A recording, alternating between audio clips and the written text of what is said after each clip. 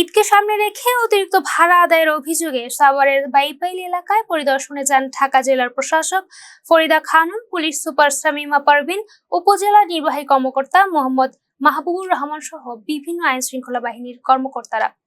পরিদর্শনকালে তারা Baipail bus stand ও মহাসড়কের বিভিন্ন পয়েন্ট ঘুরে দেখেন এবং যাত্রীদের সঙ্গে কথা বলেন। এ সময় যাত্রীরা অভিযোগ করেন, ঈদযাত্রাকে কেন্দ্র করে অনেক পরিবহন নির্ধারিত ভাড়ার চেয়ে অতিরিক্ত ভাড়া আদায় করছে। পাশাপাশি যানজট, টিকিট নিয়ে বিশৃঙ্খলা ও যাত্রী ভোগান্তির বিষয় তুলে ধরেন তারা। জীবন অবাক না করলে কে করবে? 28% মিল্ক ফ্যাটের অবাক করার সাথে ফ্রেশ মিল্ক পাউডার। জীবন অবাক করুক প্রতিদিন। জেলা প্রশাসকের পক্ষ থেকে পরিবহন সংশ্লিষ্টদের সতর্ক করে বলা হয়, অতিরিক্ত ভাড়া আদায় বা যাত্রী হয়রানির অভিযোগ পাওয়া গেলে তাৎক্ষণিক আইনগত ব্যবস্থা নেওয়া হবে। এছাড়া মহাসড়কে শৃঙ্খলা বজায় রাখতে ট্রাফিক পুলিশ ও অন্যান্য বাহিনীকে আরো কঠোর হওয়ার নির্দেশ দেওয়া হয়েছে। পুলিশ সুপার জানান, ঈদযাত্রা স্বস্তিদায়ক করতে মহাসড়কে অতিরিক্ত পুলিশ মোতায়েন করা হয়েছে।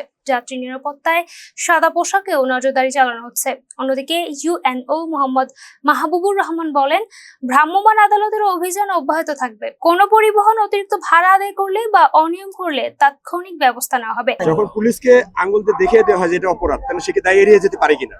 না, অবশ্যই দায় এড়ানোর কোনো সুযোগ নাই। আপনি যেটা বলেছেন, এখানে আমার অবশ্যই পুলিশের দায় এড়ানোর সুযোগ নাই।